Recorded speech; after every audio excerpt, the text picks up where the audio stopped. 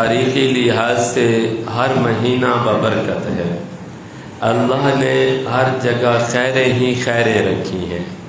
انسان اپنا عمل درست کر لے، آمنہ کے لال محمد عربی صلی اللہ علیہ وسلم کے طریقے کے مطابق کر لے، یہ فقیر ہے تب بھی کامیاب ہے، وزیر ہے تب بھی کامیاب ہے، یہ تخت پہ بیٹھا ہے تب بھی کامیاب ہے۔ شرط کیا ہے؟ ان کنتم تحبون اللہ فاتبعونی یحببکم اللہ۔ فرمایا کامیابی چاہتے ہو، کامرانی چاہتے ہو کہ دنیا کی کامیابیاں تمہارے نقش قدم چومیں، ایسا مقام و مرتبہ چاہتے ہو، ہر کام کو کرنے سے پہلے اتنا دیکھ لیا کرو کہ اس کے بارے میں اللہ کا قرآن کیا کہتا ہے، محمد عربی صلی اللہ علیہ وسلم کا فرمان کیا کہتا ہے۔ ان دو باتوں پہ چلو گے کامیاب ہو جاؤ گے۔ رحمت دو عالم صلی اللہ علیہ وسلم نے زندگی کے آخری لمحات میں فرمایا، ترکت فیکم امرین، میں تم میں دو چیزیں چھوڑ کے جا رہا ہوں، ان تمسکتم بہما، اگر تم ان دو چیزوں کو مضبوطی سے تھام لو گے، لن تضلوا، کبھی بھی گمراہ نہیں ہوں گے۔ فرمایا کون سی چیزیں؟ فرمایا کتاب اللہ و سنتی، ایک اللہ کا قرآن چھوڑ کے جا رہا ہوں، دوسرا اپنا طریقہ اپنی سنت تم میں چھوڑ کے جا رہا ہوں۔ اور یہ شریعت اتنی جامع ہے کہ انسان کی پیدائش سے لے کر انسان کی وفات تک، بیت الخلاء سے لے کر بیت اللہ تک، ہر موقع پر انسان کی رہنمائی کرتی ہے۔ کوئی مقام ایسا نہیں، کوئی موقع ایسا نہیں کہ شریعت تیری اور میری رہنمائی نہ کرتی ہو۔ غمی کا طریقہ آیا، آمنہ کے لال کے ہاں 3 بیٹے فوت ہوئے، آپ کی حیات کے اندر 3 بیٹیاں فوت ہوئیں، آپ کی حیات کے اندر آپ کی 2 ازواج فوت ہوئیں، آپ کی حیات کے اندر آپ کے چچا فوت ہوئے، تو آپ نے طریقہ کار بتلایا کہ غم کرنا ہے تو کیسے کرنا ہے۔ رحمت دو عالم صلی اللہ علیہ وسلم نے 11 نکاح کیے، اپنی 4 بچیوں کے نکاح کیے، فرمایا امت کو بتا کر گئے ہیں کہ نکاح کرنا ہے تو کیسا کرنا ہے۔ ہر کام کے اندر اللہ کے نبی کا طریقہ، آپ کا اسوہ حسنہ موجود ہے۔ اب ضرورت اس بات کی ہے کہ میں اپنی زندگی کو ڈھونڈوں، دیکھوں، پرکھوں، آیا کہ اس اسوہ رسول کے مطابق ہے یا نہیں ہے۔ میں نے خوشی منانی ہے، میں خوشی کس طرح مناؤں؟ میں نے غم کرنا ہے، میں غم کا اظہار کیسے کروں؟ میں نے تجارت کرنی ہے، میں تجارت کیسے کروں؟ میں نے زراعت کرنی ہے، میں زراعت کیسے کروں؟ میں نے دکان چلانی ہے، میں دکان کیسے چلاؤں؟ میں نے سیاست کرنی ہے، میں سیاست کیسے کروں؟ ہر کام کے اندر لقد کان لکم فی رسول اللہ اسوۃ حسنہ، نبی کا طرز عمل، نبی کا طریقہ، اسے تھام لو گے، اللہ تمہارے ہر کام کے اندر خیریں اور برکتیں نصیب فرمائے گا۔ تمہارا ہر وہ کام جو اسوہ رسول کے مطابق ہے، دنیا اور آخرت میں نجات کا ذریعہ بن جائے گا۔ ہمارے ہاں سب سے بڑی جو غفلت ہے، خوشی کی اپنے طریقے کے مطابق، پھر کہتے ہیں دعا کر دو برکت ہو جائے۔ جب مرضی اپنی کریں گے پھر اللہ سے خیروں کی دعائیں مانگے، برکتوں کی دعائیں مانگیں، یاد رکھو پھر خیریں اور برکتیں نہیں آئیں گی۔ آج ملک پاکستان میں آزادی کا جشن منایا جا رہا ہے۔ ہم تو یہ پہلا تو سوال یہ ہے کہ مسلمانوں کے اندر جشن کا رواج نہیں ہے۔ مسلمان کو ہمیشہ مشن دیا گیا ہے۔ اللہ نے قرآن مجید کے اندر نقشے بیان کیے ہیں، قوم بنی اسرائیل ہے، فرعون کے مظالم کو برداشت کر رہی ہے، ایسی بدترین زندگی گزار رہی ہے۔ یذبحون ابناءہم، فرعون ہر پیدا ہونے والے بچے کو قتل کر رہا ہے۔ ویستحیون نساءہم، اور ان کی بچیوں کو زندہ چھوڑ رہا ہے۔ اللہ سے دعا مانگ رہے ہیں، اللہ اس فرعون سے نجات عطا فرما۔ اللہ نے حضرت موسیٰ علیہ السلام کو بھیجا، ہجرت کا حکم دیا، فرمایا ہجرت کرو۔ اب حضرت موسیٰ علیہ السلام قوم بنی اسرائیل کو لے کے جا رہے ہیں۔ آگے دریائے نیل آیا، اللہ نے دریائے نیل کے اندر راستے بنائے۔ حضرت موسیٰ علیہ السلام اور اس کے ماننے والے اس دریا کو کراس کر کے جا رہے ہیں۔ فرعون اور اس کا لشکر اسی دریا کے اندر غرق ہو رہا ہے۔ اب جب دریا کراس کر کر چلے گئے، اللہ نے واپسی کا حکم دیا، فرمایا جاؤ، یہ بیت المقدس تمہارا ہے، یہ فلسطین تمہارا ہے، یہ مصر تمہارا ہے، یہ سارے علاقے جن پر فرعون کی حکومت تھی، یہ فرعون پانی میں غرق ہو چکا ہے، یہ سارے علاقے تمہارے ہیں۔ اللہ نے قید لگائی، فرمایا کہ وہ قوم بنی اسرائیل یاد رکھنا، تمہیں یہ ملک میں دے رہا ہوں۔ اللہ نے اعلان کیا، فرمایا جب تم اس بستی میں داخل ہونا، وَقُلْ نَدْخُلُوا هَذِهِ الْقَرْيَةَ فَكُلُوا مِنْهَا حَيْثُ شِئْتُمْ رَغَدًا، اللہ فرما رہے تمہیں ملک دے رہا ہوں، تمہیں میں محلات دے رہا ہوں، تمہیں زمینیں دے رہا ہوں، تمہیں باغات دے رہا ہوں، تمہیں زیورات دے رہا ہوں، ہر چیز کی فراوانی کر دی ہے۔ یاد رکھو، وَإِذْ قُلْنَا ادْخُلُوا هَذِهِ الْقَرْيَةَ، جب تم اس ملک میں جانا، ان علاقوں میں جانا، فَقُلُوا مِنْهَا حَيْثُ شِئْتُمْ رَغَدًا، جو جی چاہے کھانا پینا، اللہ نے ہر چیز کی فراوانی کر دی ہے۔ لیکن دو کام کرنے ہیں۔ پہلا کام کون سا ہے؟ وَادْخُلُوا الْبَابَ سُجَّدًا، اللہ فرماتے ہیں مجھے سجدہ کرنا ہے، میرے آگے آہوزاری کرنی ہے، میرے سامنے عاجزی کا اظہار کرنا ہے۔ دوسرا کام کیا کرنا ہے؟ فرمایا دوسرا کام تم لوگوں نے یہ کرنا ہے، فرمایا وَقُولُوا حِطَّةٌ، اللہ کے آگے اپنے سر جھکانے کے ساتھ توبہ کرنی ہے، کہنا ہے اللہ یہ ملک تو نے دیا، یہ حکومت تو نے دی، یہ محلات تو نے دیے، یہ زمینیں تو نے دی، ہم اس قابل نہیں تھے، مولا تیرا احسان ہے، تو نے ہمیں اتنا نواز دیا ہے۔ فرمایا جب یہ دو کام تم کرو گے، اللہ فرماتے ہیں دو انعام تمہیں دوں گا، تم نے عاجزی کرنی ہے، تم نے استغفار کرنا ہے، دو کام تم کر لو، اللہ فرماتے ہیں دو انعام تمہیں میں دوں گا۔ فرمایا پہلا انعام یہ دوں گا، نغفر لکم خطایاکم، تمہارے سارے گناہوں کو معاف کر دوں گا، وسنزید المحسنین، دوسرا انعام یہ دوں گا، تمہارے ملک کے اندر، تمہارے مال کے اندر، تمہاری حکومت کے اندر، تمہاری زراعت کے اندر برکتیں دوں گا، اضافہ کروں گا، نمایا تم میرے ماننے والے بن جاؤ، میں تمہاری ہر چیز کے اندر برکت دیتا چلا جاؤں گا۔ یہ اللہ نے قوم بنی اسرائیل کو فرمایا۔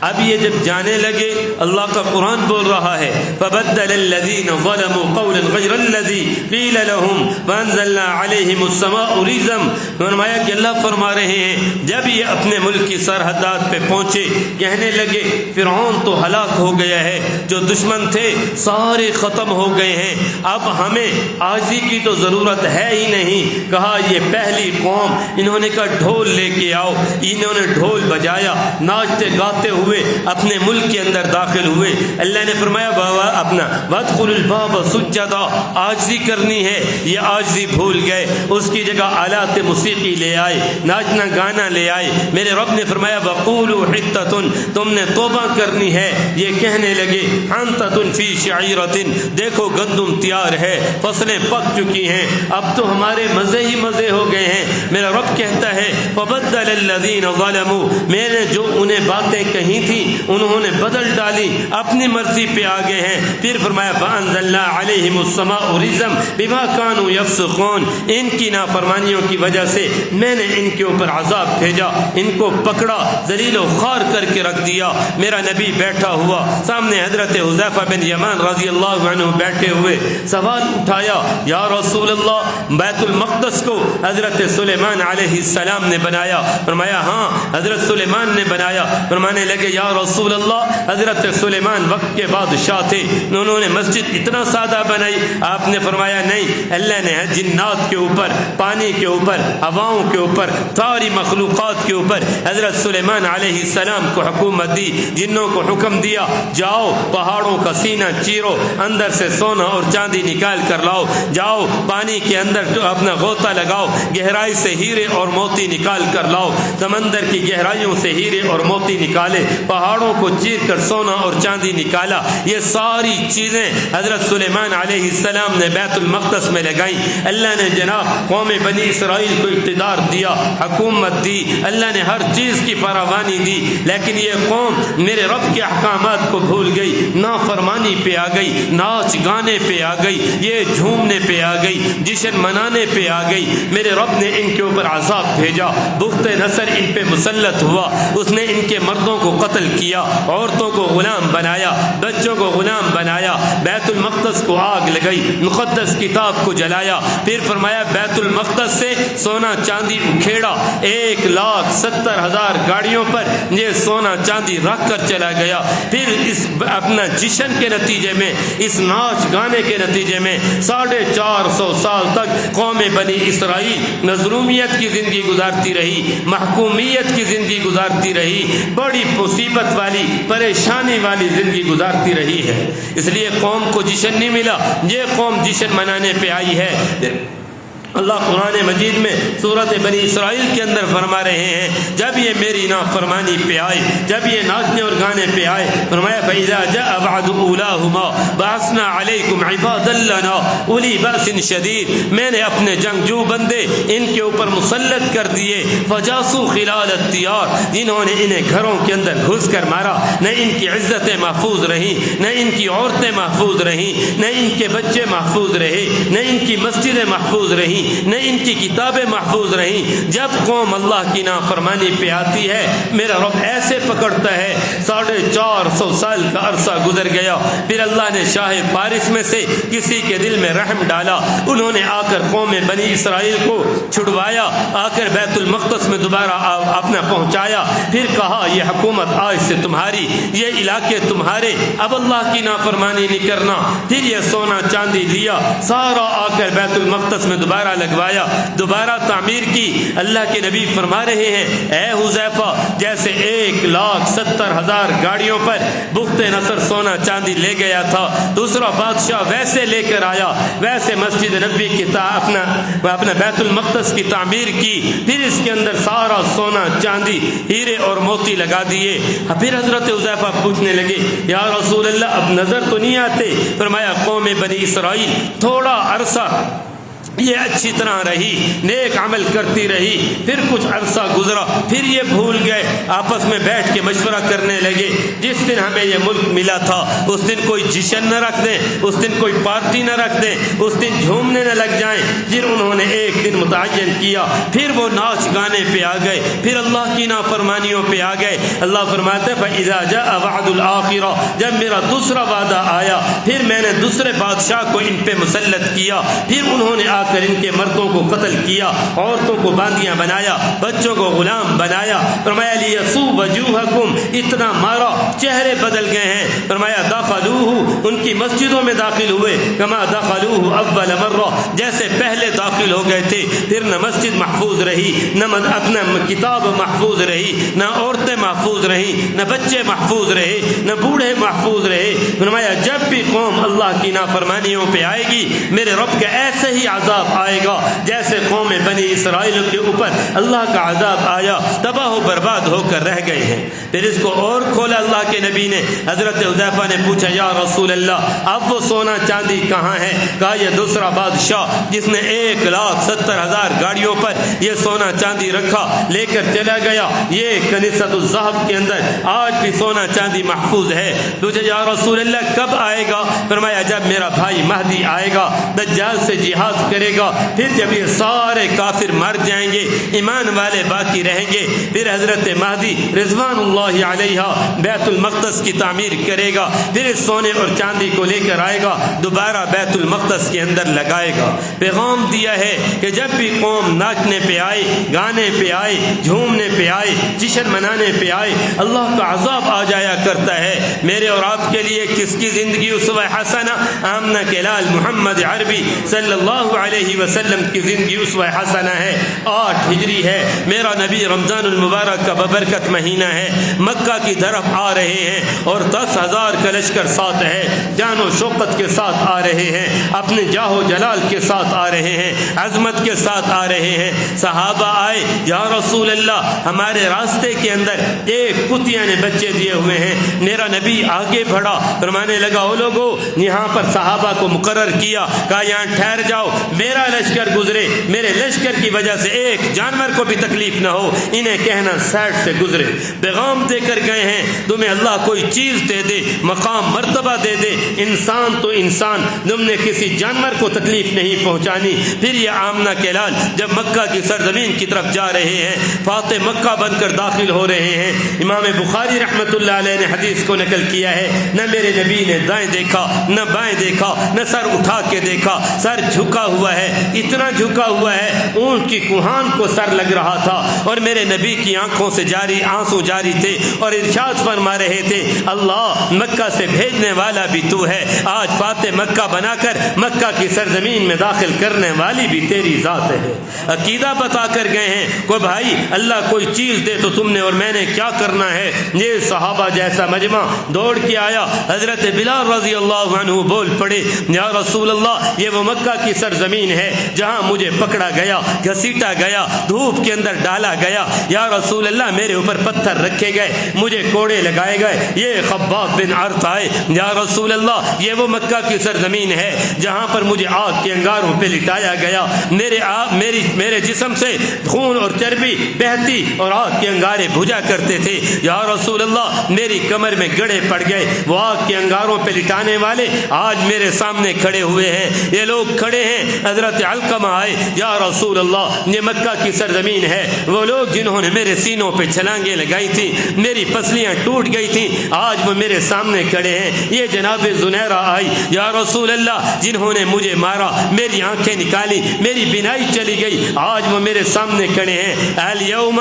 یوم الملحمہ, آج بدلے کا دن ہے. اور میرا نبی فرما رہا ہے, لا لا لا الیوم یوم المرحمہ, او لوگو آج بدلے کا دن نہیں ہے, میں محمد سب کی خطائیں معاف کر رہا ہوں.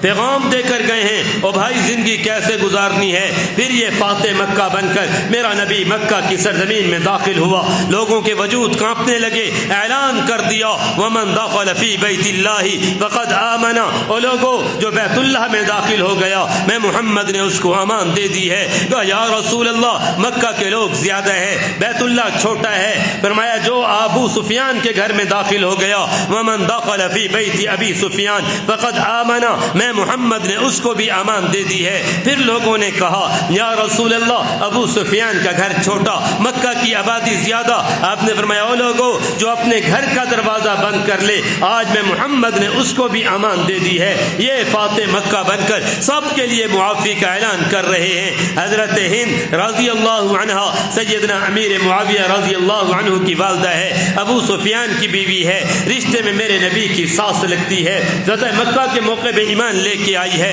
یہ کہنے لگی میرا وجود کانپ رہا تھا, میں نے حضرت حمزہ رضی اللہ عنہ کو شہید کرایا تھا اور 100 اونٹ انعام میں دیے تھے, اور وحشی بن حرب جس نے حضرت حمزہ کو شہید کیا لاش کے ٹکڑے ٹکڑے کیے, کان کاٹا, ناک کاٹا اور جناب اپنا سینے کو چیرا, کلیجہ نکالا, آنکھیں نکالی. یہ وحشی بن حرب, اس کو حضرت ہند نے 100 اونٹ انعام میں دیے. ہند فرماتی ہیں میں نے بڑی جنگوں میں حصہ لیا ہے, میں نے فاتح بن کر عرب کے لوگوں کو دیکھا ہے یہ ساری رات شراب پیا کرتے تھے، عورتوں کو اٹھا کر ان کی عصمت دری کیا کرتے تھے، جوانوں کو قتل کیا کرتے تھے۔ میں سوچنے لگی یہ وہی لوگ ہیں جو مکہ سے ہجرت کر مدینہ میں گئے تھے، ہمارے ستائے ہوئے تھے، جنہیں ہم نے دکھ دیے، جنہیں ہم نے تکلیفیں دی، یہ لوگ پتہ نہیں ہمارا کیا کریں گے۔ یہ رات آئی اور سناٹا پھیلنے لگا، میرا وجود کانپنے لگا۔ مجھے مکہ کی کسی گلی سے شور کی آواز نہیں آئی، ہر طرف سناٹا ہے، کہیں ہنگامہ نہیں ہے۔ مجھ سے صبر نہ ہوا، میں نے مردانہ لباس پہنا، گھر سے باہر نکلی۔ مکہ کی ہر گلی خالی ہے، مکہ کا ہر بازار خالی ہے، مکہ کے ہر گھر کے اندر سکوت اور سکون ہے، کہیں شور شرابہ نہیں ہے۔ میں پریشان، یہ 10,000 کا لشکر کہاں چلا گیا؟ جہاں میں چلتے ہوئے بیت اللہ کے اندر آئی، رات کا اندھیرا ہے، مدینہ سے آنے والا 10,000 کا لشکر سارا کا سارا بیت اللہ کے اندر موجود ہے۔ کوئی رکوع میں ہے، کوئی قیام میں ہے، کوئی سجدے میں ہے، رو رو کے دعائیں مانگ رہے ہیں۔ میں ڈھونڈتی ڈھونڈتی آمنہ کے لال محمد عربی کے پاس پہنچی، میرے نبی کی آنکھوں سے آنسو بہہ رہے ہیں، سجدے کا عالم ہے۔ حضرت ہند فرماتی ہیں اتنا روئے مکہ کی کچی زمین آنسو پیتے پیتے تھک گئی، اور مٹی کے اوپر میرے نبی کے آنسو جمع ہونا شروع ہو گئے ہیں، اور میرا نبی ایک ایک کا نام لے کے کہہ رہا ہے اللہ فلاں کو ایمان کی دولت دے دے، فلاں کو ہدایت دے دے، فلاں کو اسلام دے دے۔ میرے نبی کے منہ سے نکلا اے اللہ ابو سفیان کی بیوی ہند کو بھی اسلام کی دولت عطا کر۔ کہا جیسے یہ جملے سنے میری کایا پلٹ کر رہ گئی۔ میں نے کہا ہم نے یہ کیا اور یہ فاتح مکہ بن کر آنے والا رحمت للعالمین ہماری ہدایت کی دعائیں مانگ رہا ہے۔ میں رات کو پلٹ کر چلی گئی، صبح کی نماز کے ٹائم مکہ میں آئی، میں نے کہا یا رسول اللہ مجھے بھی کلمہ پڑھا کر ایمان میں داخل کر دیجئے۔ پیغام دے کر گئے ہیں آمنہ کے لال، اللہ تمہیں ملک دے، اللہ تمہیں علاقہ دے، تم نے بازار نہیں سجانے، تم نے اللہ کے گھروں کو آباد کرنا ہے، تم نے مسجدوں کو آباد کرنا ہے، تم نے اللہ کا شکر ادا کرنا ہے۔ اللہ تو نے ہمیں ملک دے دیا، اللہ تو نے ہمیں علاقہ دے دیا، اللہ تو نے ہمیں بستی دے دی ہے، یہ تیرا احسان ہے، دینے والی تیری ذات ہے، تیرے علاوہ کوئی نہیں ہے۔ اگر تو چاہے تو جب تو چاہے تو لے بھی سکتا ہے۔ تو اس لیے میرے عزیز میں اور آپ اپنی سوچوں کو بدلتے چلے جائیں، پھر میں اور آپ غور کریں یہ آزادی ہمیں ایسے آسانیوں کے ساتھ نہیں ملی۔ لاکھوں لوگوں کا لہو اس کی بنیادوں میں گرا ہے، لاکھوں لوگوں کی ہڈیاں اس کی دیواریں بنی ہیں، لاکھوں لوگوں کی لاشیں جس کی دیواروں کے کام آئی ہیں۔ یہ قربانی تجھے اور مجھے مفت میں نہیں ملی، ذرا اٹھا کر دیکھو کیسے لوگ قربانیاں دے کر گئے ہیں۔ حضرت احمد علی لاہوری رحمۃ اللہ علیہ امرتسر کے رہنے والے تھے، انگریز پکڑتا برف کے بلاکوں میں لٹاتا، کہتا احمد علی لاہوری انگریز کی مخالفت چھوڑ دے، آزاد اسلامی ریاست کا نام لینا چھوڑ دے، 24 گھنٹے جس کا وجود برف کے بلاکوں میں پڑا رہے۔ پھر انگریز نکالتا، پوچھتا احمد علی لاہوری بتا تیرا وجود ٹھنڈا ہوا نہیں ہوا؟ فرمایا وجود کو چھوڑو، وجود تو ٹھنڈا ہو گیا ہے لیکن ایمان پہلے سے بھی زیادہ گرم ہو گیا ہے۔ یہ احمد علی لاہوری رحمۃ اللہ علیہ ان کی قربانیاں لگی پڑی ہیں۔ شیخ الہند حضرت مولانا حسین احمد مدنی رحمۃ اللہ علیہ 18 سال تک روضہ رسول پر بیٹھ کر حدیث کا درس دیتے تھے۔ وہ شخصیت تھے جب صبح ہوتی اپنی داڑھی سے میرے پیغمبر کی روضے کی دیواروں کا جھاڑو دیا کرتے تھے۔ یہ حسین احمد مدنی وہ شخصیت تھی جو میرے پیغمبر کی مسجد کا اپنی داڑھی کے ساتھ جھاڑو دیا کرتے تھے۔ جو مٹی جمع ہوتی اسے جمع کرتے، رات کو اپنی آنکھوں میں سرما لگایا کرتے تھے۔ اے میرے نبی تیرے روزے کی مٹی ہے، یہ اللہ کے پیغمبر تیری جالیوں کی مٹی ہے۔ یہ عشق رسول میں ڈوبنے والا انسان جب میرے پیغمبر کے روزے کے پاس بیٹھ کر حدیث کا درس دیتا، کہتا او لوگو اس آمنہ کے لال نے یہ جملے فرمائے تھے، یوں نبی کی قبر کی طرف اشارہ کرتا، پھر اپنی بات کو آگے لے کر چلتا۔ یہ حسین احمد مدنی سادہ سا زمانہ تھا، لوگ پھل کھاتے چھلکے پھینک کر چلے جاتے، ان چھلکوں کو اٹھاتا دھوتا کھاتا، کہتا یہ بھی میرے نبی کے علاقے کے چھلکے ہیں، ان کے کھانے کے اندر بھی اللہ میری نجات کر دے گا۔ یہ حسین احمد مدنی رات کو سویا، خواب کے اندر آمنہ کے لال محمد عربی صلی اللہ علیہ وسلم کی زیارت ہوئی۔ فرمایا حسین احمد میرے علاقے کو چھوڑ، میرے روزے کو چھوڑ، جا ہندوستان کے اندر مسلمانوں کے ایمان کی فکر کر۔ لوگ جناب عہدوں کے لالچ میں، پیسوں کے لالچ میں ایمان کو چھوڑ کر انگریزوں کے مذہب کو اختیار کر رہے ہیں۔ یہ حسین احمد مدنی روزہ رسول کو چھوڑ کر آنکھوں میں آنسو بہاتا بہاتے ہوئے مدینہ کی سرزمین کو چھوڑتا ہے اور روضہ رسول کو دیکھ کر کہتا ہے سلامت رہے تیرے روزے کا منظر، سلامت رہے تیرے روزے کا منظر، سلامت رہے تیرے روزے کی جالی۔ ہمیں بھی نصیب ہو وہ شوق ابو ذر، ہمیں بھی نصیب ہو وہ شوق ابو ذر، ہمیں بھی نصیب ہو وہ جذبہ بلالی۔ کہتے ہوئے روزہ رسول کو چھوڑتا ہے، ہندوستان پہنچتا ہے، فتویٰ دیتا ہے انگریز کی فوج میں بھرتی ہونا حرام ہے۔ جب یہ فتویٰ شائع ہوا اور فتویٰ باہر نکلتا ہے، اسی حسین احمد مدنی کو گرفتار کیا گیا،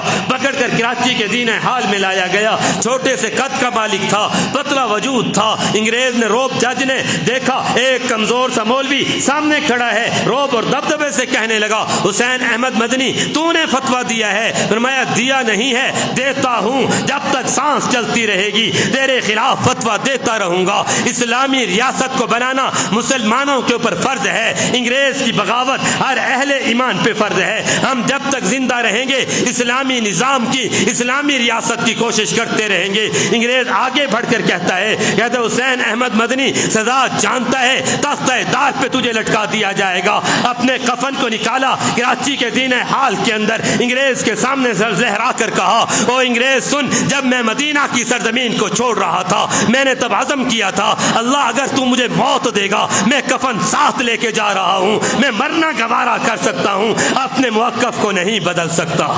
یہ میرے اکابرین ہیں جنہوں نے قربانیاں دی ہیں۔ پھر یہ حسین احمد مدنی انگریز نے سزائے موت کا پروانہ لکھا ہے اور کہنے لگا حسین احمد آج بھی اپنا موقف بدل دے، اپنا نظریہ بدل دے، اپنی سوچ بدل دے، میں تجھے چھوڑ دوں گا۔ مولانا محمد علی جوہر رحمت اللہ علیہ آگے بڑھتے ہیں، قدموں میں گر کے کہتے ہیں حضرت اپنا فتویٰ بدل دے، اپنا موقف بدل دے، تجھے آزادی مل جائے گی، تیرے جیسا شیخ الہند ہمیں دوبارہ نظر نہیں آئے گا۔ مولانا حسین احمد مدنی فرماتے ہیں اور لوگوں سنو، میں اس حضرت بلال کا ماننے والا ہوں جسے مکہ کی سرزمین پہ کوڑے لگائے گئے، وہ احد احد کی صدا لگاتا رہا لیکن اس نے اپنے ایمان کو نہیں چھوڑا۔ میں اس خباب بن عرد کا ماننے والا ہوں جسے آگ کے انگاروں پہ لٹایا گیا، جس کی چربی اور خون سے آگ کے انگارے بجھتے رہے لیکن اس نے ایمان کو نہیں چھوڑا۔ لوگوں میں اس علقمہ کا ماننے والا ہوں جس کی پسلیاں ٹوٹ گئیں لیکن اس نے ایمان کے اوپر سودا بازی نہیں کی۔ میں اس زنیرہ کو ماننے والا ہوں جس نے آنکھیں تو قربان کروا دی ہیں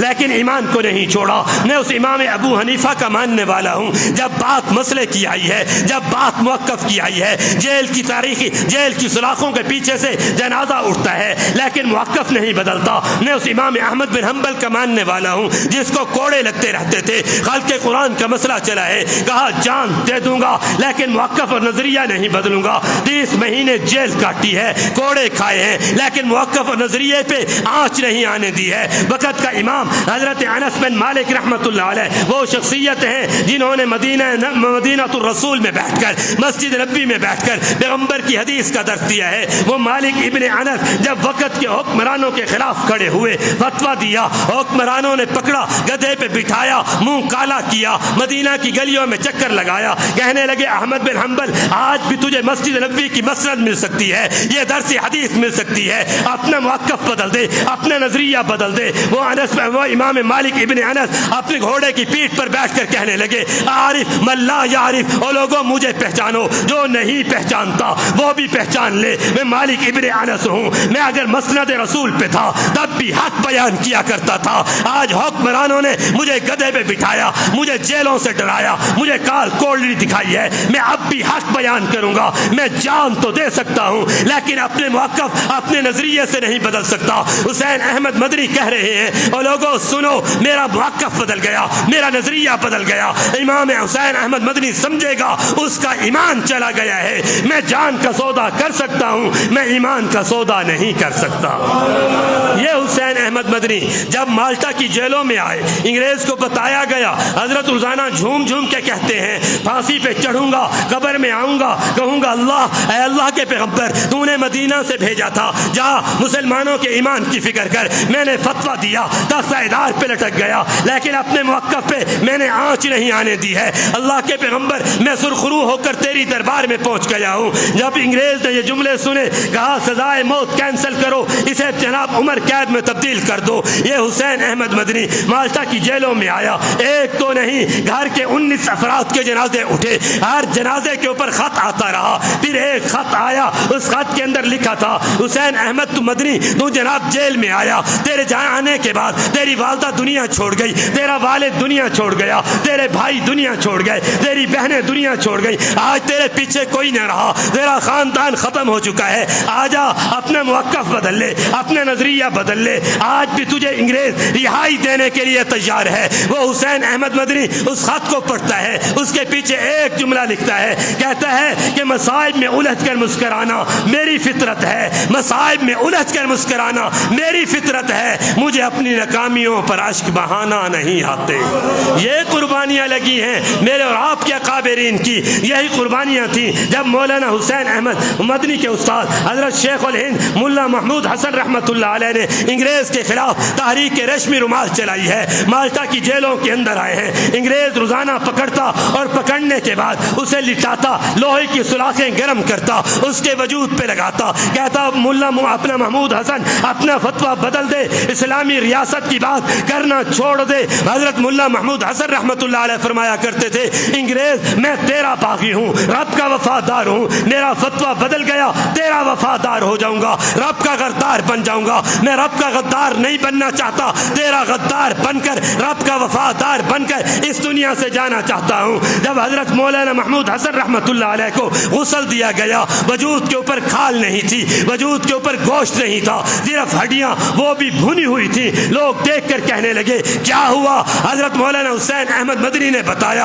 او لوگوں اس آزادی کی لڑائی لڑتے ہوئے اپنی کھال کی قربانی دے گیا، اپنے گوشت کی قربانی دے گیا، اپنے جسم کے اوپر بہنے والے لہو کی قربانی دے کر تمہیں پیغام دے کے جا رہا ہے، کبھی بھی انگریز کے وفادار مت بننا، اگر تم نے زندہ رہنا ہے، اپنی اولاد کے ایمان کی حفاظت کرنی ہے، پھر تم نے آزادی کی لڑائی کو لڑتے رہنا ہے۔ یہ آزادی کی لڑائی تھی۔ اسی فتوے کے اندر دارالعلوم دیوبند سے تعلق رکھنے والا مولانا عبید اللہ سندھی آیا، کہنے لگا حضرت میں تمہارے شانہ بشانہ چلوں گا، میں انگریز کے خلاف بغاوت کروں گا۔ یہ مولانا عبید اللہ سندھی 25 سال کی عمر میں گرفتار ہوا، مالٹا کی جیلوں میں گیا، جب چھوٹا 50 سال سے اوپر ہو چکے تھے، بال داڑھی کے بال سفید ہو چکے تھے، جب رہائی ہوئی پوچھا اب تیرا کیا موقف ہے؟ فرمانے لگے جب جیل میں جا رہا تھا جو موقف اس ٹائم تھا آج بھی میرا وہی موقف ہے، انگریز کی فوج میں بھرتی ہونا حرام ہے، انگریز سے ٹکرانا عین عبادت ہے، اسلامی نظام کے ریاست اسلامی نظام کے لیے اسلامی ریاست کے قیام کے لیے جدوجہد کرنا ہر مسلمان کے اوپر فرض عین ہے۔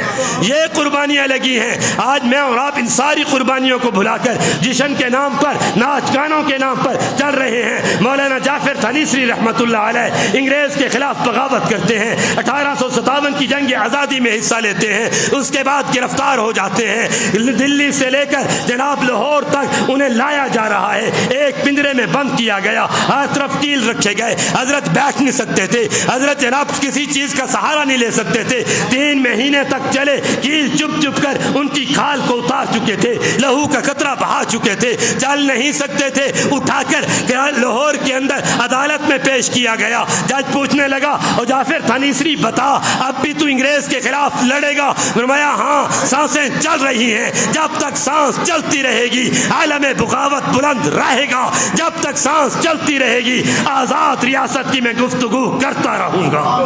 یہ میرے اکابر تھے، تو مسلمانوں کو نہیں پڑھتے، آؤ انگریز مورخین کو دیکھو، ڈیلی ٹائم کے نمائندہ لندن کا رہنے والا آزادی کے اوپر کتاب لکھ کر گیا ہے، کہنے لگا او لوگو تم کس آزادی کی بات کرتے ہو؟ میں نے اپنا 1947 کے اندر میں نے جب پاکستان سے دلی کا سفر کیا ہے، تم نے پہاڑ دیکھے ہوں گے، پتھروں کے پہاڑ دیکھے ہوں گے، تم نے مٹی کے انبار دیکھے ہوں گے، تم نے غلے کے ڈھیر دیکھے ہوں گے، میں نے ہندوستان کی جگہ ہر جگہ پر لاشوں کے پہاڑ دیکھے تھے، میں نے دیکھا میرے سامنے لوگوں کو پکڑا جاتا، بازو کاٹے جاتے، ٹانگیں کاٹی جاتی، زندہ لوگوں کو لایا جاتا، ایک کے اوپر دوسری لاش گرائی جاتی، ایک کے اوپر دوسرا وجود گرایا جاتا، لوگ تڑپتے رہتے، سسکتے رہتے، پانی مانگتے رہتے، انہیں پانی پلانے والا کوئی نہ ہوتا تھا، ان کے لہو کو روکنے والا کوئی نہیں ہوتا تھا، اور ان کا پرسان حال کوئی نہیں ہوتا تھا، یوں لاشوں کے ڈھیر لگتے چلے گئے ہیں، یوں لاشوں کے پہاڑ بنتے چلے گئے ہیں۔ یہ تعمیر پاکستان میں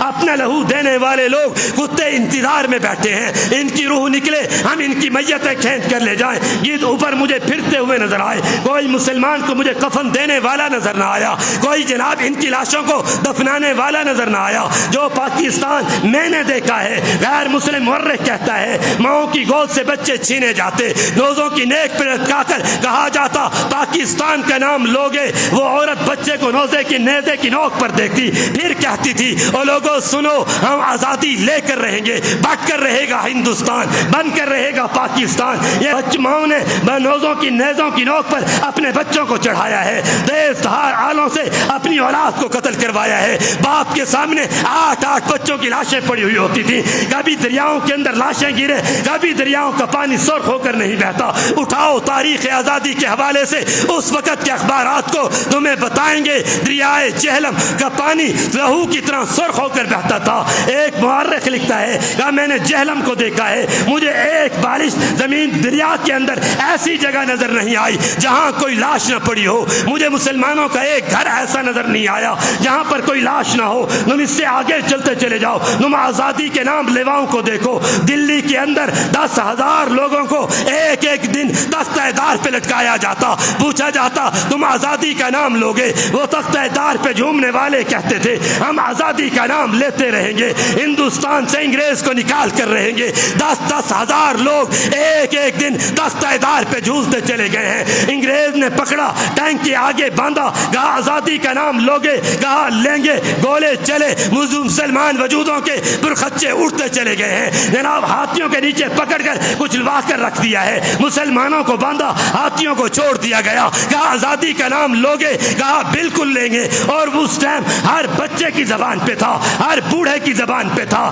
ہر مرد کی زبان پہ تھا، ہر عورت کی زبان پہ تھا، پاکستان کا مطلب کیا؟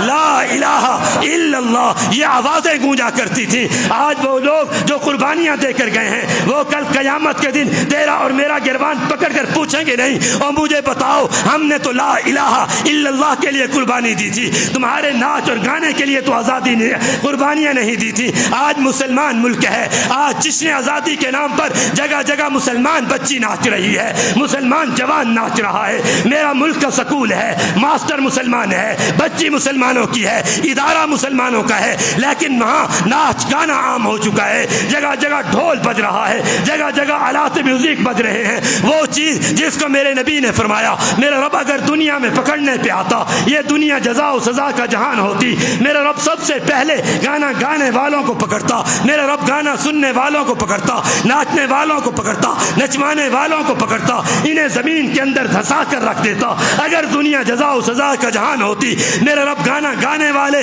سننے والے، جھومنے والے، نچوانے والے، ان کو دنیا کے اندر بندر اور خنزیر بنا کے رکھ دیتا۔ اتنی بڑی نافرمانیاں ہو رہی ہیں۔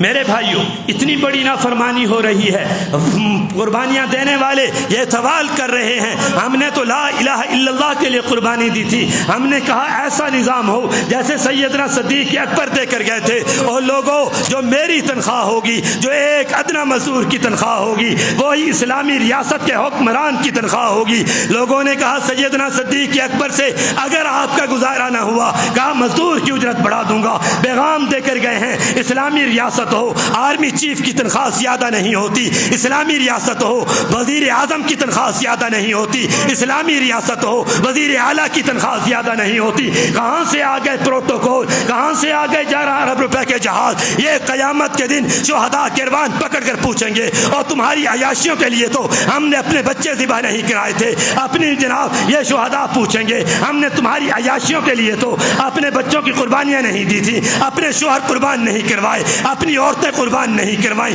اپنی جائیدادوں سے در بدر نہیں ہوئے۔ بتاؤ ہم کل کیا جواب دیں گے؟ وہ کل شہداء پوچھیں گے ہم نے تو اس لیے قربانی دی تھی، ہمارا مطمع نظر یہ تھا، ہمارا مقصود یہ تھا، ہمارا مطلوب یہ تھا۔ ایسی ریاست ہوگی جہاں اللہ کے قرآن کے مطابق فیصلہ ہوگا، محمد عربی کی شریعت کے مطابق فیصلہ ہوگا۔ ہم تو قربانیاں اس لیے دے کر گئے تھے، جج بیٹھ کر کرسی پہ اللہ کے قرآن کو کھول کر کہے گا قاتل کو شرع عام قتل کیا جائے، چور کا ہاتھ ہاتھ کاٹا جائے، زانی کو کوڑے لگائے جائیں، شادی شدہ ہو سنسار کیا جائے۔ ہم نے تو اس لیے قربانیاں دی تھی، اس لیے قربانیاں نہیں دی تھی۔ ایک قادیانی جو محمد عربی کی ختم نبوت کا دشمن ہے، اسے صدارتی ایوانوں میں بلا کر ستارہ امتیاز دیا جائے، یہ شہداء سوال کریں گے ہم نے اس لیے تو قربانیاں نہیں دی تھی۔ آج محمد عربی کی ختم نبوت کے ڈاکو ایوان اقتدار میں بیٹھ کر ہر آنے والے سالوں کے اندر ختم نبوت کے قانون کے اندر رد و بدل کرنے کی کوشش کریں، یہ شہداء پوچھیں گے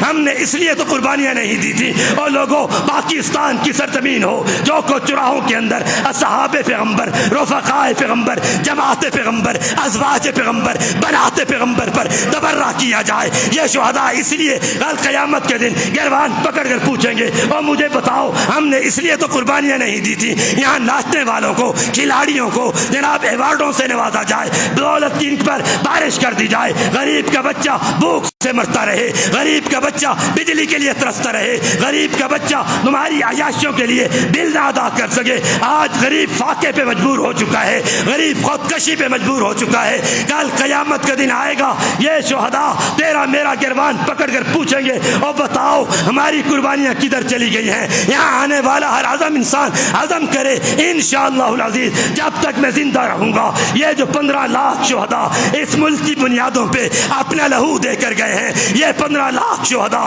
جو ملک کی دیواروں پہ اپنی ہڈیاں لگا کر گئے ہیں، یہ 15 لاکھ شہداء اس ملک کی تعمیر پہ اپنی لاشیں گرا کر اس کی بنیادیں رکھ کر گئے ہیں، جس مقصد کے لیے رکھ کر گئے ہیں، جس نظام کے لیے رکھ کر گئے ہیں، جس شریعت کے لیے رکھ کر گئے ہیں، میں جب تک زندہ رہوں گا اس محمد عربی کے نظام کو اس دھرتی پہ نافذ کرنے کی کوشش کروں گا۔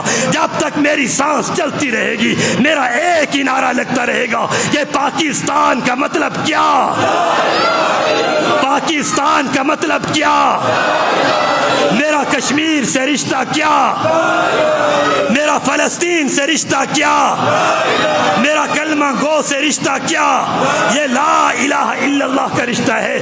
اسی رشتے کے لیے میں اپنی جان، اپنا مال، اپنی اولاد قربان کر دوں گا، لیکن اپنے موقف سے پیچھے نہیں ہٹوں گا۔ آؤ میں مورخ اسلام کے الفاظ دہرانے لگا ہوں جو کبھی جھوم کر کہا کرتے تھے، لوگوں میں جس سمت قدم اٹھا چکا ہوں مجھے نظر آ رہا ہے وقت آئے گا گولیاں چلیں گی میرا وجود چھلنی ہو جائے گا، گولی چلے گی میری بیوی بیوہ ہو جائے گی، میرے بچے یتیم ہو جائیں گے، مجھے کال کوٹڑیوں میں بند کر دیا جائے گا، لیکن میں اللہ کی وحدانیت، محمد عربی کی ختم نبوت، صحابہ کی عزت و عظمت، اہل بیت کے تقدس کے لیے گولیاں کھانے کو تیار ہوں، بم دھماکوں میں اپنا وجود اڑوانے کو تیار ہوں، اور لوگوں میں کال کوٹڑیاں برداشت کرنے کے لیے تیار ہوں، بیوی کو بیوہ کرنے کے لیے تیار ہوں، اپنے بچوں کو یتیم کرنے کے لیے تیار ہوں، لیکن محمد عربی کی ختم نبوت کے دشمنوں کو چھوڑ دوں، صحابہ کے دشمنوں کو چھوڑ دوں، یہ میں نہیں کر سکتا۔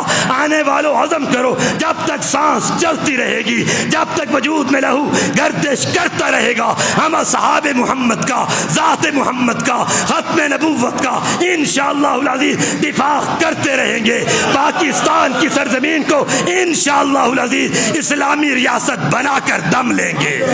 سارے تیار ہو؟ جو کچھ کہا سنا، اللہ عمل کی توفیق نصیب فرمائے۔ سارے احباب سنتیں پڑھ لیں۔